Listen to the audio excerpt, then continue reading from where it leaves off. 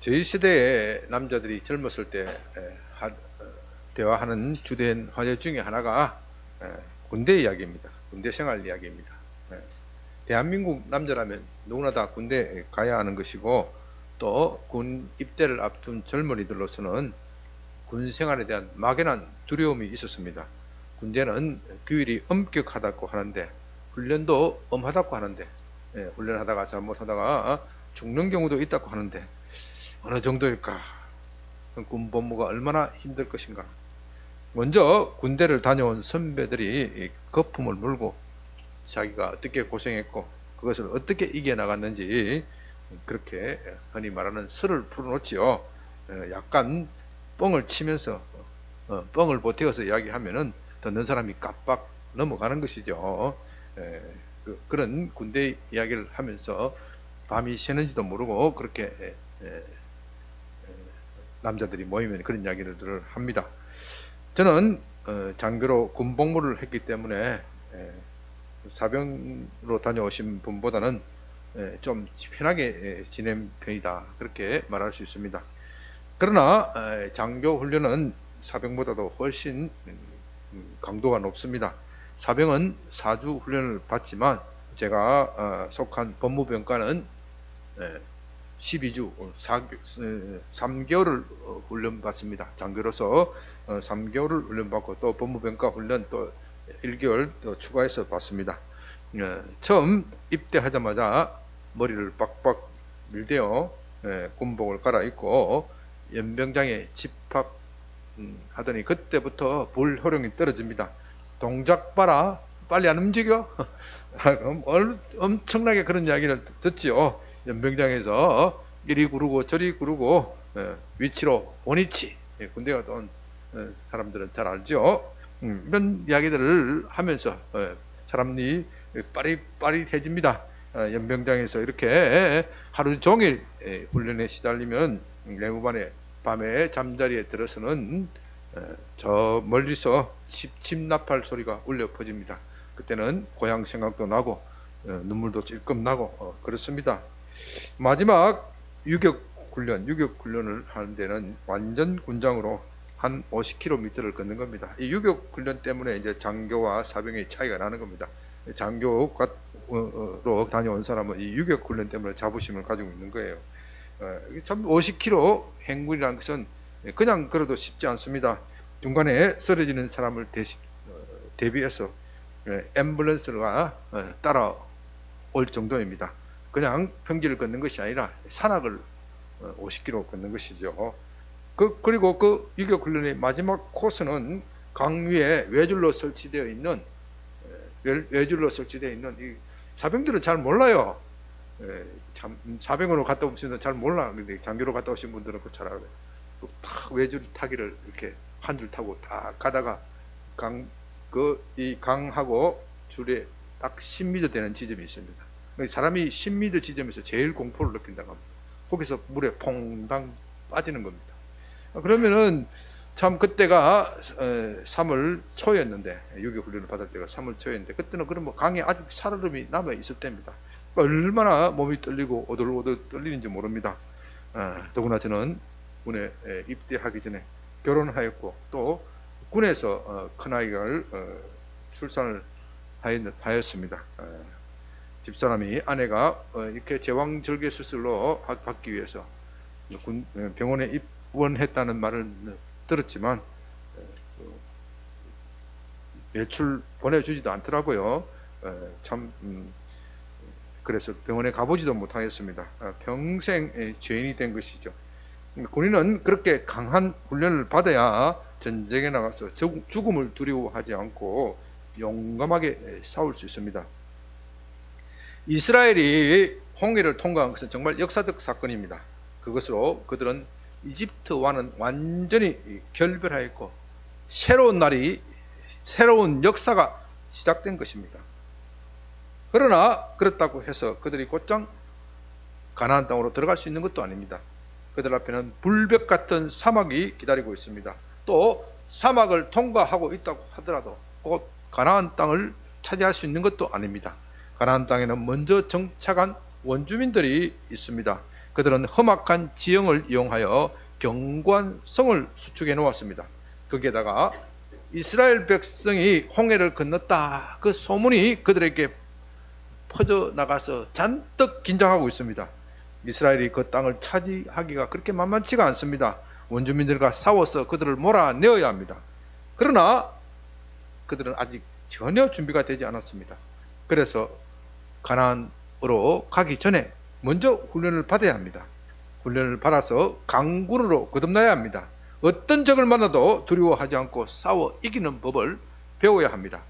그래서 하나님은 이제 그들을 특별한 훈련 코스, 마치 유격 훈련과 같은 특별한 훈련 코스를 넣으셔서 강한 훈련을 받게 하십니다.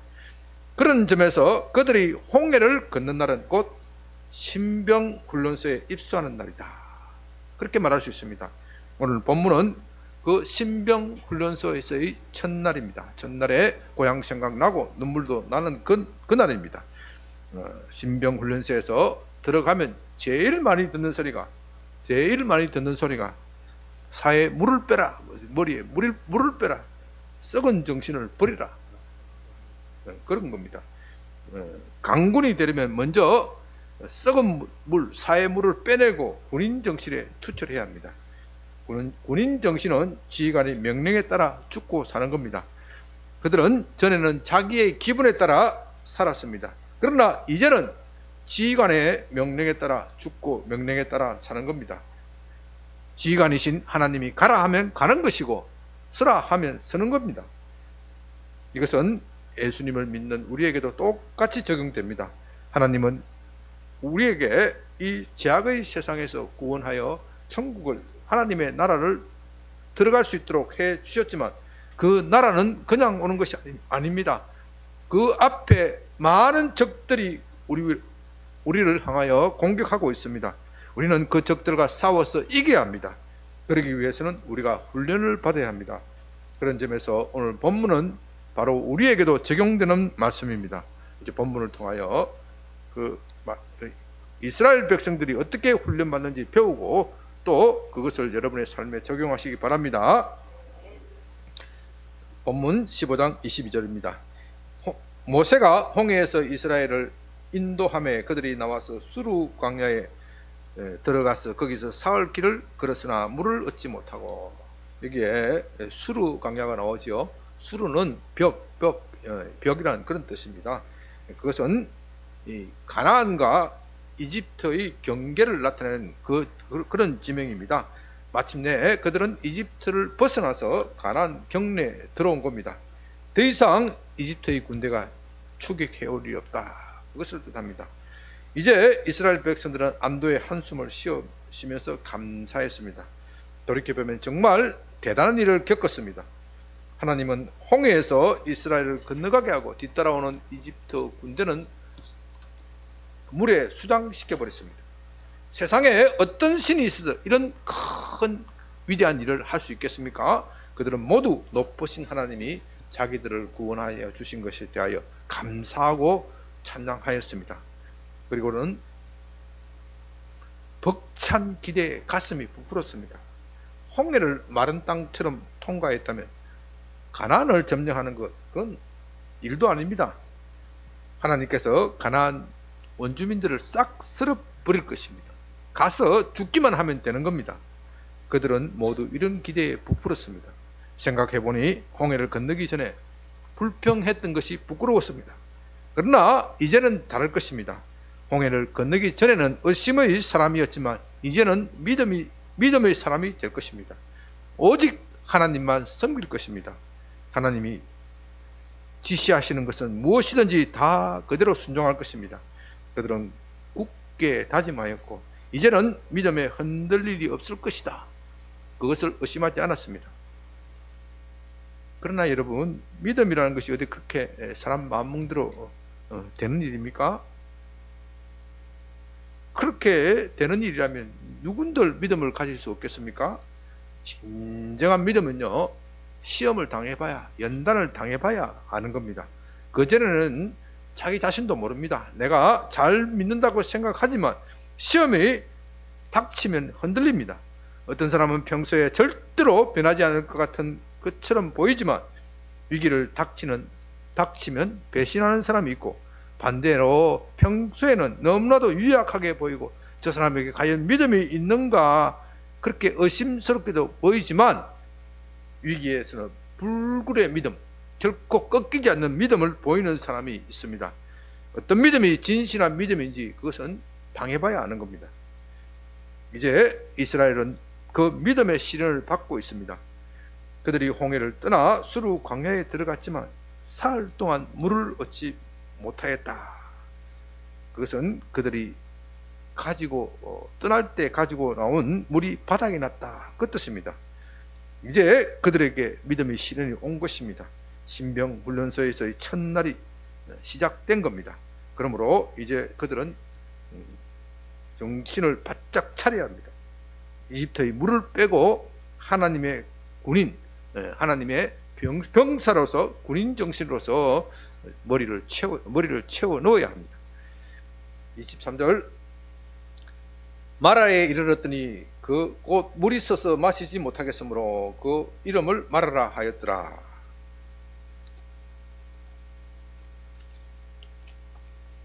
백성이 모세를 원망하여 이르되 우리가 무엇을 마실까 하매, 사람은 물이 없으면 살 수가 없죠. 음식이 없더라도 며칠은 버틸 수 있습니다. 그러나 물이 없으면 사흘을 버티기가 어렵습니다.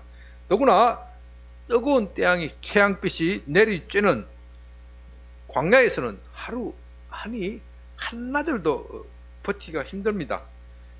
갑자기 그들에게 죽음이 두림이 왔습니다. 그들의 지도자 모세를 따라왔는데 이게 웬일입니까? 모세는 그 광야에서, 미디안 광야에서 40년을 살았다고 하니 그곳 지리를 잘 안다고 하였습니다. 그래서 모세를 믿고 따라왔는데 막상 가보니 물이 없습니다. 사흘 동안 물 한 모금을 구경하지 못합니다. 슬슬 의심이 들기 시작합니다. 그래도 믿어보자. 우리가 누군가 홍해를 건넜지 않았는가? 그렇게 버티면서 이를 악물고 사흘을 걸었습니다. 모세는 그런 그들에게 조금만 참아라, 조금만 지나가면 저기 오아시스가 나온다, 그렇게 격려하였습니다. 그래서 다시 힘을 내어서 가보니 모세가 말한 대로 거기 오아시스가 있었습니다. 얼마나 반가웠겠습니까? 마침내 물을 만난 것입니다. 그런데 물을 먹으려고 하니까 써서 도저히 먹을 수가 없습니다. 그곳 이름을 마라라 그렇게 했는데 그 이름의 뜻은 쓰다. 아마도 소음기가 염분이 너무 강하여 그럴 수 있습니다. 그것은 암염이라고 그러죠. 우리나라에서는 없지만 그 지역에서는 암염이 많습니다. 그래서 소음기가 너무 강해서 그럴 수도 있고, 또 그 지역은 지질적으로 화산이나 지진이 많은 지역입니다. 유해한 강물질 같은 것이 녹아 있어서 그럴 수도 있습니다. 어쨌든 물은 있지만 인체에 해가 되는 독이 있어서 먹을 수가 없습니다. 얼마나 실망스럽겠습니까? 그렇다고 해서 이 광야 가운데서, 이 사막 가운데서 물을 구할 것도 없습니다. 드디어 모세를 향하여 참았던 불만이 쏟아져 나옵니다. 도대체 어쩌자고 이런 길로 인도하시는 겁니까? 우리의 자식들이 다 목말라 죽게 생겼습니다. 어디서 물을 얻을 수 있습니까? 처음에는 점잖게 항의를 하다가 갈수록 말이 거칠어집니다. 불평이 커져가고 있습니다. 25절, 모세가 여호와께 부르짖었더니 여호와께서 그에게 한 나무를 가리키시니 그가 물에 던지니 물이 달게 되었더라. 거기서 여호와께서 그들을 위하여 법도와 율례를 정하시고 그들을 시험하실세. 이제 모세는 절박한 위기를 당하였습니다. 물은 써서 마실 수가 없고 백성들은 대놓고 불평합니다. 그가 무슨 재주가 있어서, 무슨 능력이 있어서 그 광야에서 물을 구할 수 있겠습니까? 이 상황에서 그가 할 수 있는 일이 무엇이겠습니까? 그는 아무것도 할 수 없습니다. 그가 할 수 있는 것은 단 한 가지 뿐입니다. 그것은 하나님께 부르짖는 것입니다. 부르짖는다. 여기서 부르짖는다는 단어는 히브리 말로 차크라고 하는데요. 그 뜻은 그냥 고함을 지른다 그런 뜻이 아니고요. 고통 속에서 몸을 비틀면서 고통 속에서 부르짖는 소리, 비명과 가까운 그런 소리를 말합니다. 그러니까 모세가 단순히 큰 소리로 기도했다는 것이 아닙니다.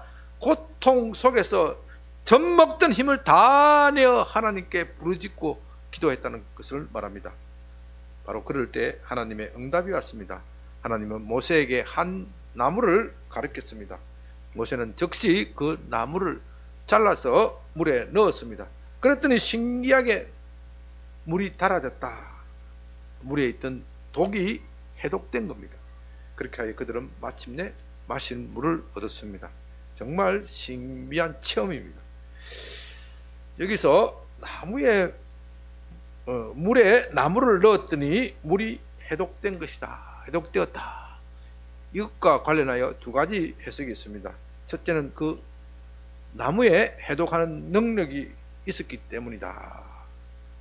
그렇게 말씀하시는 분이 있고, 둘째는 나무에는 그런 능력이 없지만 하나님께서 모세의 믿음과 순종을 보시고 그렇게 하신 것이다.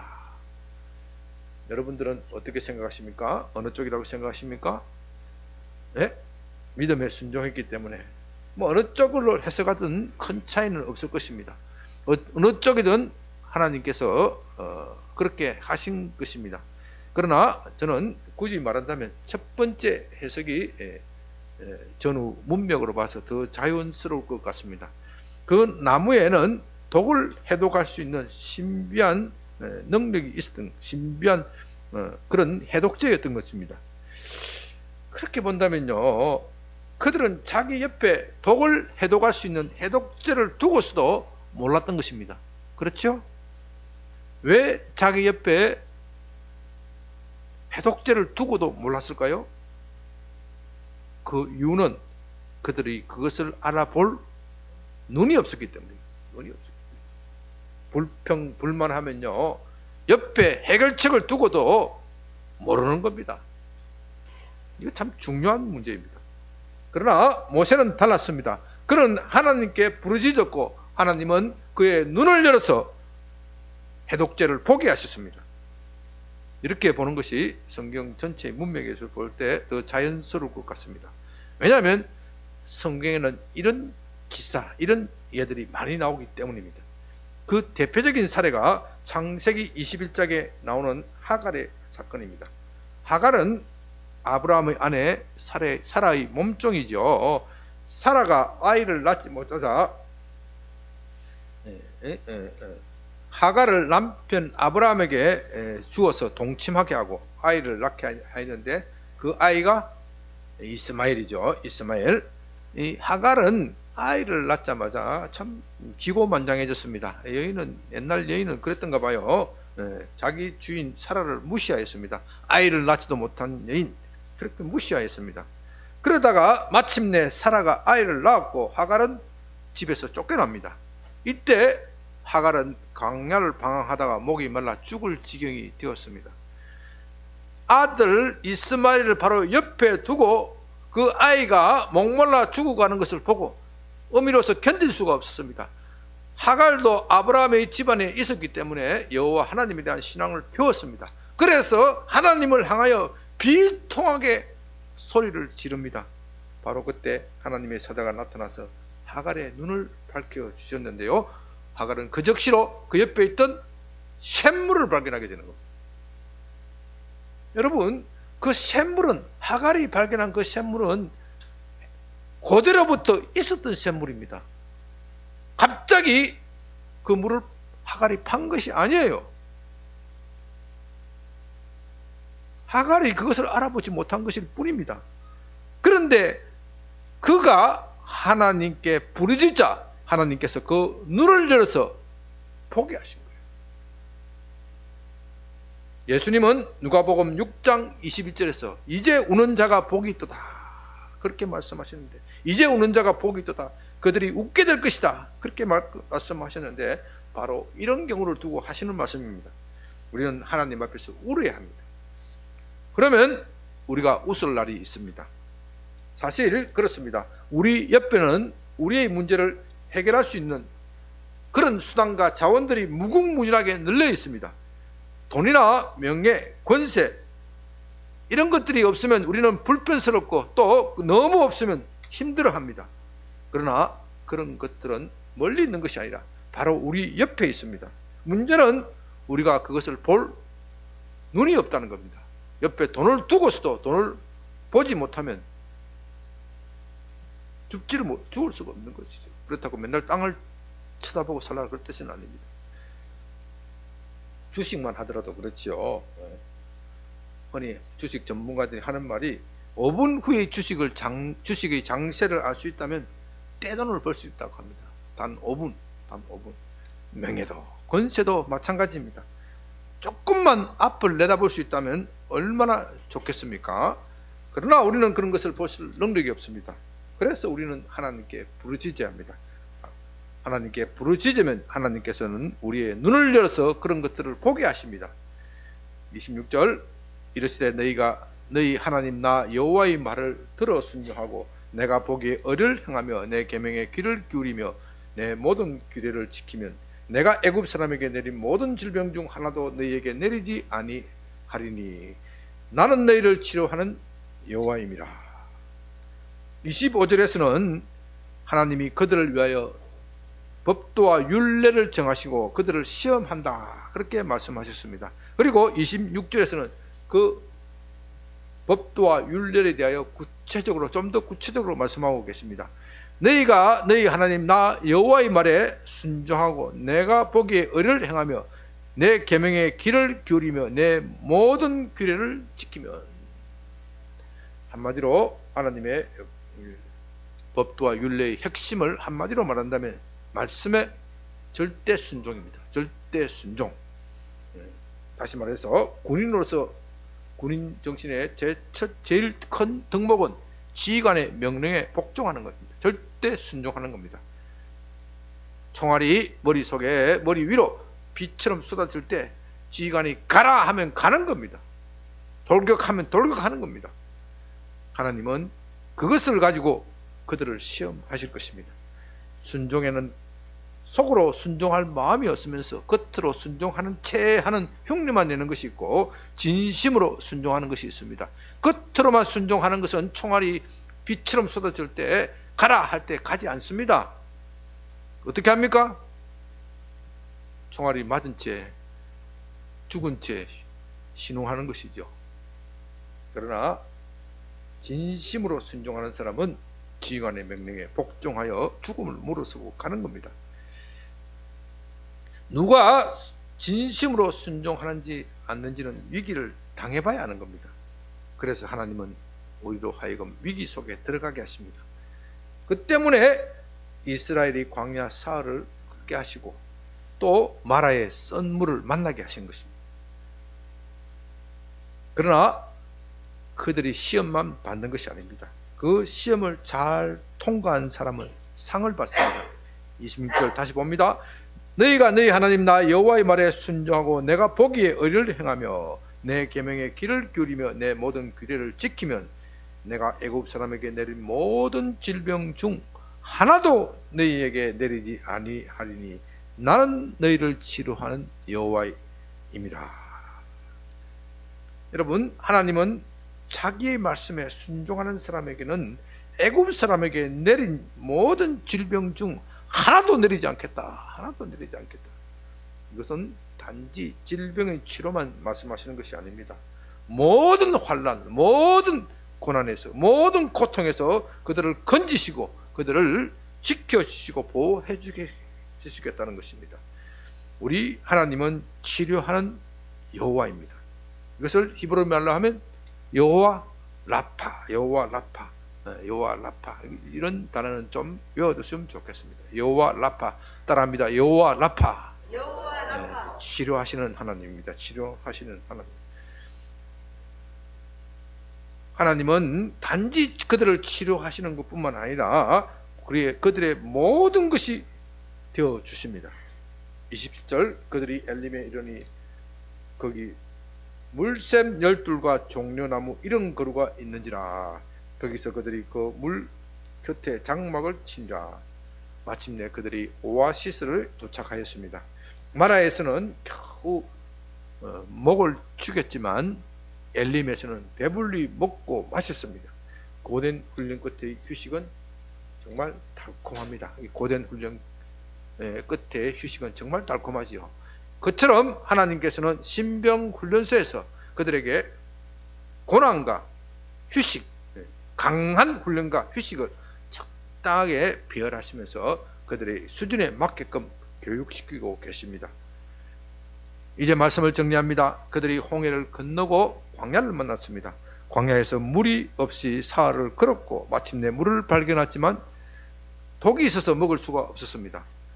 이때 사람들은 두 가지 반응을 하였습니다. 한쪽의 사람들은 불평하였고 모세는 하나님께 부르짖었습니다. 그랬더니 하나님은 모세의 눈을 열어 해독절을 보여주셨습니다. 그러면서 하나님은 말씀하십니다. 계속 이런 시험은 계속 있을 것이다. 나는 너희가 진심으로 순종하는지 순종하지 않는 것인지 살펴보겠다. 그러므로 그들이 하나님의 말씀에 전적으로 순종하면 훈련이 끝나는 것이고 불순종하면 원위치 다시 빠꾸 하는 거예요. 다시 빠꾸. 계속 시험을 당할 것입니다. 다시 말해서 그들이 훈련소에서 빨리 졸업하느냐 졸업하지 않느냐는 것은 그들의 마음먹기에 달린 것입니다. 우리는 이런 본문에서 크게 세 가지를 배울 수 있습니다. 첫째로 우리의 신앙생활, 우리의 믿음 생활은 광야의 신병훈련소와 같다는 것입니다. 홍해를 건넌 이스라엘은 바로 가나안으로 가는 것이 아니라 광야라는 신병훈련소에 먼저 가야 합니다. 그 신병훈련소에서는 홍해를 건넜다 하는 그 기분을 버려야 합니다.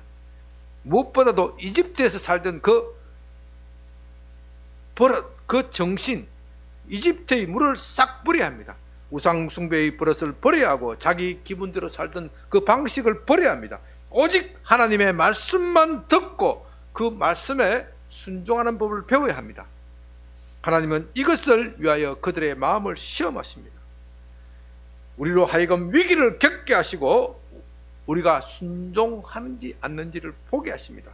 하나님은 우리에게 천국을 약속하셨지만, 예수 믿는 우리에게 천국을 약속하셨지만 그 천국은 그 예수 믿는 순간 바로 오는 것이 아니라는 것입니다. 그 앞에 무엇이 있어요? 광야가 있습니다. 그 광야는 무엇이에요? 우리 믿음의 신병훈련소다. 그 신병훈련소를 통과해야, 신병훈련소를 통과해야 가나안으로 갈 수 있는 것입니다. 그 통과하는 기준은 무엇이라고요?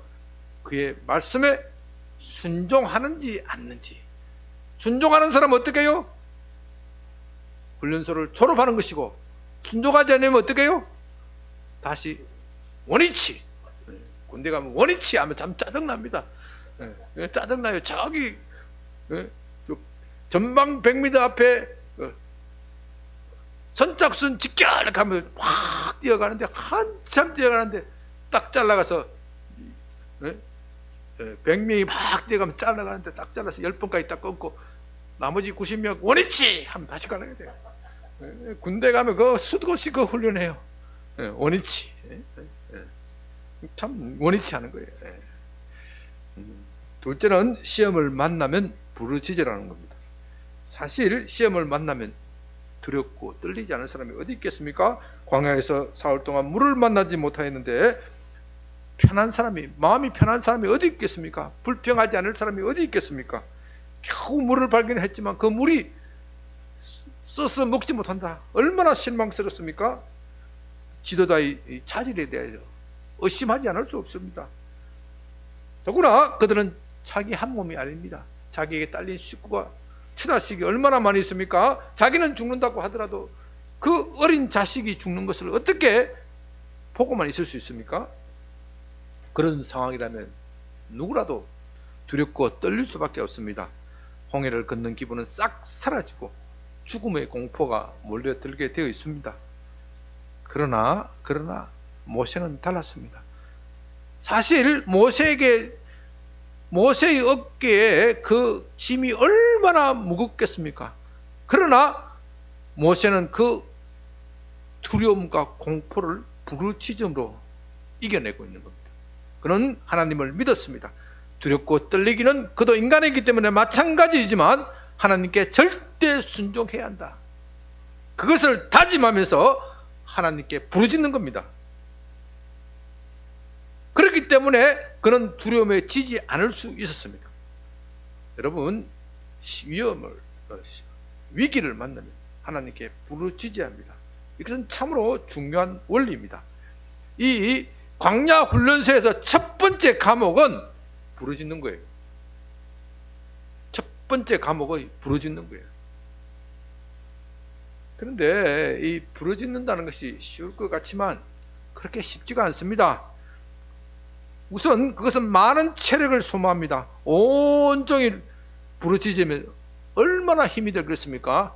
제가 어릴 때 좀 때를 쓰기 위해서 30분 동안 울어본 일이 있는데 나중에 목이 다 쉬어버리더라고요. 나중에 힘이 쫙 빠져 그냥 잠들어 버렸어요.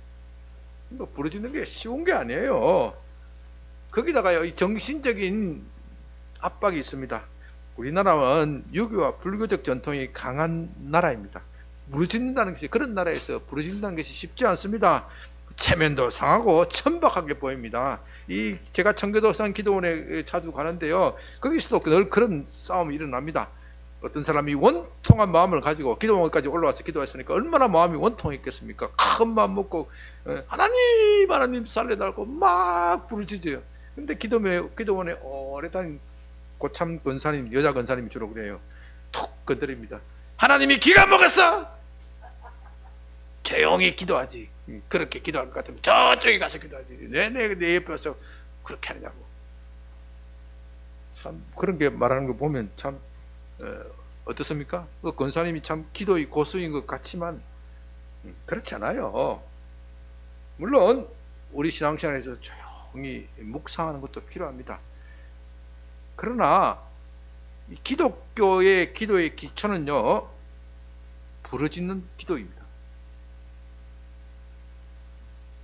그거 여러분 조금 오늘 말씀에 그거 꼭 이해하고 붙잡았으면 좋겠습니다. 묵상 기도가 필요 없다는 뜻은 아닙니다. 그런데 묵상 기도에는 위험이 있습니다. 위험이 무슨 위험이냐? 묵상 기도는 자기 만족에 빠질 위험이 있습니다. 그러나 부르짖음의 기도는 하나님을 찾는 것입니다.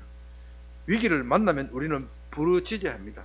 부르짖는다는 것은 상대가 존재한다, 그것을 인정함을 전제로 합니다.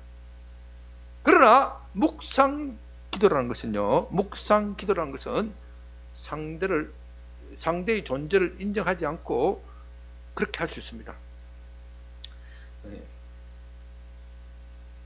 불교의 묵상, 불교가 묵상을 많이 하죠. 묵상은 상대를 인정하지 않는 것이죠. 왜? 묵상의 최고의 목표가 무엇입니까? 불교가 묵상을 하는데, 묵념하는데, 묵상, 기도가 아니죠. 사실은 최고의 목표가 뭡니까? 무념무상이라 그러죠. 아무 생각도 없는 멍 때리는 상태로 가는 거예요. 무념무상으로 들어가서 모든 것이 헛된 것을 깨닫는 거예요. 있는 것도 없고 없는 것도 없고, 있는 것 같기도 하고 없는 것 같기도 하고, 그럴 때 사람이 희열을 느낀다, 뭐 이런 거예요. 기도하는 게 아니죠. 그래서 어떤 썩어 빠진 신학자들은 나는 기도하지 않는다, 다만 묵상할 뿐이다. 기독교의 기도가 아니에요. 아주 유명한 자유주의 신학자가 그런 말을 했어요. 폴 틸릭이라는 아주 유명한 자유주의 신학자인데, 그 사람은 어떻게 보면 기독교인이 아니죠. 왜냐? 인격적인 하나님을 인정하지 않기 때문에 그런 소리를 하는 겁니다. 그처럼 묵상이라는 것은 자기 만족에 빠지기 쉽습니다. 자기 만족에 빠지고, 그래서 이 묵상 기도가 제가 묵상이 필요 없다는 뜻은 아니에요. 묵상은 참 사람의 마음을 차분하게 하고 자기 인격을 수양하는 데는 도움이 됩니다. 그러나 살아계신 하나님을 만나는 것하고는 또 다른 문제예요. 우리는 기도할 때 살아계신 하나님께 만나야 됩니다. 그런데 그 만나는데 이제 신앙생활 시작하는 사람이 그 하나님을 어떻게 알아요? 모릅니다. 그렇기 때문에 부르짖는 겁니다. 여러분, 갓 태어난 어린아이가 부모를 잘 몰라요. 부모에 대해서 부모가 어떤 생각을 하는지 잘 몰라요. 잘 모르기 때문에 자기가 필요하면 어떻게 해요? 불러요. 부모가 바쁘든지 말든지 상관 안 하잖아요. 그냥 우왕하고 울어대는 거예요. 울어대면 부모는 어떻게 해요? 자동적으로 오게 되어 있는 거예요. 그게 부르짖음의 기도의 원리입니다. 그래서 우리 그리스도인들은 먼저 배워야 할 것은 기도가 굉장히 중요한데 먼저 배워야 할 것은 부르짖음의 기도입니다. 셋째로 부르짖는 사람은 치료하는 하나님을 만난다는 것입니다. 부르짖는 사람이 하나님을 만납니다. 하나님을 만나야 눈이 열리고 문제의 해결이 보입니다. 하나님은 모든 것을 아십니다. 그 하나님을 만나야 합니다. 성경에는 부르짖음의 기도에 대해서 우리의 부르짖음에 대하여 특별한 약속을 하고 있습니다.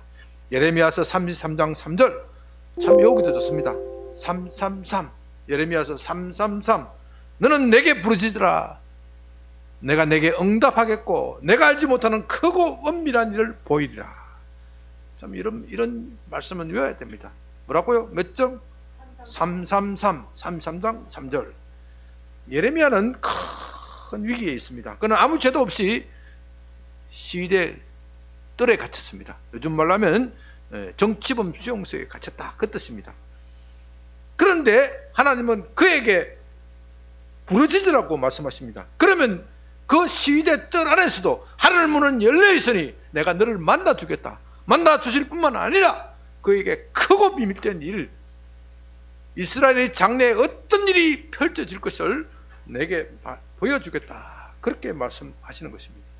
이처럼 우리의 부르짖는 기도에는 특별한 약속이 있습니다. 그래서 우리는 부르짖어야 합니다. 사탄은 우리로 하여금 부르짖지 못하도록 합니다. 흔히 하는 말로 쪽팔리게 창피하게 뭘 그렇게 부르짖어. 하나님은 조용히 이야기해도 들으시는데 그런 소리에 속으면 안 돼요. 물론 때와 장소를 가리긴 해야 됩니다. 다른 사람들은 조용하게 있는데 거기서 꽉 하면 좀 예의가 아닐 수가 있어요. 그러나 기본적인 것은 어떤 장소든 장소를 찾아가서 내가 부르짖을 만한 장소를 찾아가서 하나님께 부르짖어야 합니다. 부르짖으면 마음에 있는 속에 있는 엉어리가 풀리고 하나님께서 엉어리가 풀릴 때 그의 눈을 열어서 보지 못하는 것을 보게 하시는 겁니다. 무엇보다도 하나님께서 부르짖으라면 부르짖는 겁니다. 내 생각에 묵상 기도가 낫다. 나는 묵상할 거야. 고집하는 것은 순종이 아니에요. 순종이 아니에요. 말씀에 순종해요. 첫 번째 관문은 순종하는지 안 하는지를 보시겠다는 것이잖아요. 순종해야 돼요. 주님께서 부르짖으라면 부르짖는 거예요.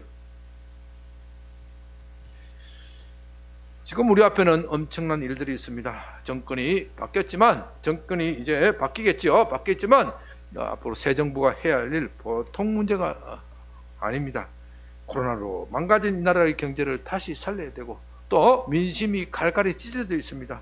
이런 것을 하나로 묶어서 국민들의 마음을 상처를 치유하고 하나로 되는 나라로 가야 합니다. 또 남북 문제가 얼마나 심각합니까? 오늘 아침에 뉴스에 보니까 김여정이 또 남한을 향하여 협박과 공갈을 하고 있습니다. 참 뭘 먹을 게 있다고 참. 그뿐만 아니라 교회도 참 힘듭니다. 교회가 좀 정신을 차리고 정말 하나님께 순종해야겠는데 참 부끄럽게도 그렇지 못합니다. 교회가 참 심각하게 분열되어 있습니다. 지금까지도 교회가 분열되어 있는데 그것 때문에 많이 힘들었는데 앞으로 더 분열될 조짐이 보입니다. 그래서 저는 걱정이 많습니다. 무엇보다도 하나님을 거스리는 사상들이 거스리는 이 공산주의 마르크시즘이 이 대한민국과 교회를 쳐들어와서 정신을 못 차리게 합니다. 제가 지난 특강에서 말씀을 드렸는데 그들은 공산주의자라고 말하지는 않지만 사상과 행동을 보면 공산주의에 깊이 물들어 있습니다. 이런 것들이 교회 안에도 들어와서 우리의 신앙을 위협하고 있습니다. 그래서 우리는 부르짖어야 합니다. 부르짖을 때 하나님께서 이 땅을 치유하실 것입니다. 여호와 라파의 하나님을 만나게 하실 것입니다. 국가나 교회의 문제만 그런 것이 아니고 여러분의 개인의 문제도 마찬가지입니다. 우리 교회 성도님들 가운데 참 어렵고 힘든 위기를 통과하는 분들이 있습니다. 직장을 잡지 못하여 속이 상하고 원하는 학교에 들어가지 못하여 불만스럽고 가정 불화 때문에 대인관계 때문에 우울증에 걸려 자살 충동을 느끼는 분, 나는 하는 일마다 되는 것이 없어, 나는 버림받는 거 봐, 차라리 죽고 말 거야, 이런 자살 충동 때문에 힘들어 하시는 분들이 있습니다. 이제 그런 분들은 어떻게 해야 돼요? 부르짖어야 합니다. 부르짖어야 합니다. 비관해서도 안 되고 불평해서도 안 됩니다. 그것은 불신이고 순종하지 않는 것입니다. 그 대신 부르짖어야 합니다. 부르짖으면 어떻게 된다고요? 눈이 밝아져서 여호와 라파의 하나님, 문제의 해결책을 보게 됩니다. 우리의 삶의 대부분의 문제는 그 해결책이 우리 손 닿는 바로 옆에 있습니다. 멀리 하늘에 있는 것이 아닙니다. 그러나 우리의 눈이 감겨져 있어서 그것을 보지 못하는 것입니다. 우리가 부르짖을 때 하나님께서는 우리의 눈을 열어주셔서 그 해결책을 보게 하시는 겁니다. 이 원리를 잘 익혀서 부르짖는 기도로 기도의 삶을 사는 여러분이 되시기를 주님의 이름으로 부탁드립니다. 기도합니다. 아버지 하나님 감사합니다. 이 위기의 때 우리의 믿음 생활을 어떻게 해야 할지 말씀을 통하여 가르쳐주심을 감사드립니다. 우리는 약하기 때문에 시험을 만나면, 위기를 만나면 두렵고 떨릴 수밖에 없습니다. 절망하고 낙담할 수밖에 없습니다.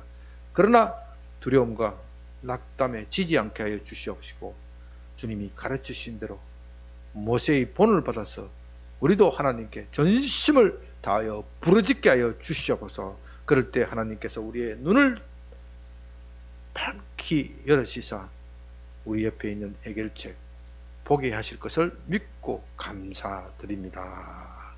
예수님 이름으로 기도드립니다. 아멘.